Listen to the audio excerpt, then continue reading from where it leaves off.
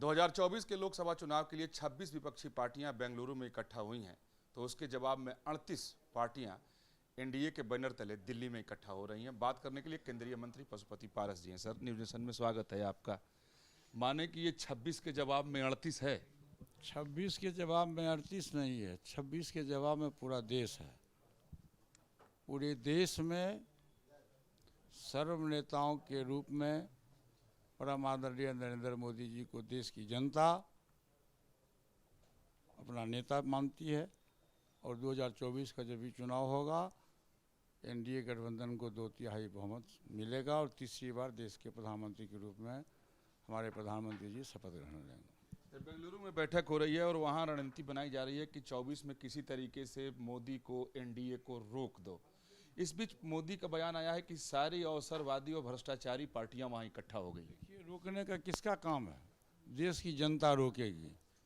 न 24 और 26 दल मिल के एनडीए सरकार को उखाड़ फेंकेगा, ऐसी बात नहीं है। देश की जनता सर्वोपरि है, जनता मालिक है और जनता का रुझान हमारे प्रधानमंत्री जी के व्यक्तित्व के सामने में सब लोग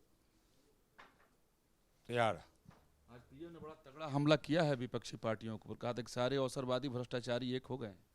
आप उसमें देखिए ना, आज तक जो आरोप लगता है भारत सरकार के ऊपर में कि ईडी और सीबीआई के द्वारा तंग कराया जाता है, आप एक भी नाम बता दो कि जिस व्यक्ति के घर में रेड हुआ हो ईडी का और सीबीआई का, उसमें उसको एक भी व्यक्ति निर्दोष हो जिसके घर पर छापा पड़ा हो। उसका सबसे बड़ा ज्वलंत उदाहरण तो हमारा बिहार ही है, जहाँ से हम लोग आते हैं। तो ये सब बहकाने वाली बात, ये सब सार्थक बात नहीं है। देखिए, एगो हमारी देहात में वो कहावत है कि लोग अपने दुख से दुखी नहीं होता, दूसरे का सुख देख के दुखी होता है। तो प्रधानमंत्री जी का व्यक्तित्व इतना बड़ा हो चुका है, देश में नहीं विदेशों में भी हो चुका है, कि विपक्ष को जलन होती है, लेकिन विपक्ष जलते रहेगा, कुछ कर नहीं पाएगा। प्रधानमंत्री के व्यक्तित्व के सामने में सभी के सभी लोग एकजुट नहीं होंगे। देश में देखिए, रीजनल पार्टी है, जात है, धर्म है, भाषा का विवाद है इस देश में, कभी एक मंच पर विपक्ष नहीं हो सकता।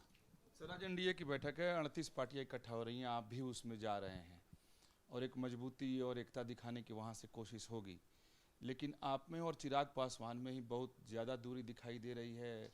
आप हाजीपुर के सांसद हैं, दावा वो ठोक रहे हैं। उनका दावा ठोकना गलत है। मैं हाजीपुर का सांसद हूँ, मैं रहूँगा, मैं वहाँ से लड़ूंगा चुनाव। किसी के दावा ठोकने और नहीं ठोकने से कुछ बनता बिगड़ता नहीं है। इनको दावा ठोकना, वो जाके समझती वहाँ जमुई से चुनाव लड़े, जमुई के सांसद। मैं तो जमुई जाने के लिए नहीं कभी कहा हूँ, वो जमुई के सांसद हैं, जमुई से चुनाव लड़े। हाजीपुर हमारा है, हाजीपुर कर्मभूमि हमारा है। पासवान जी जीते जिंदगी में उन्होंने मुझको उत्तराधिकारी बना के चुनाव मैदान में भेजा, मैं चुनाव वहाँ से लड़ा, मैं चुनाव जीता भी। इसलिए हाजीपुर से दूसरे को कोई सवाल ही नहीं, फिर कोई सवाल ही नहीं उठता।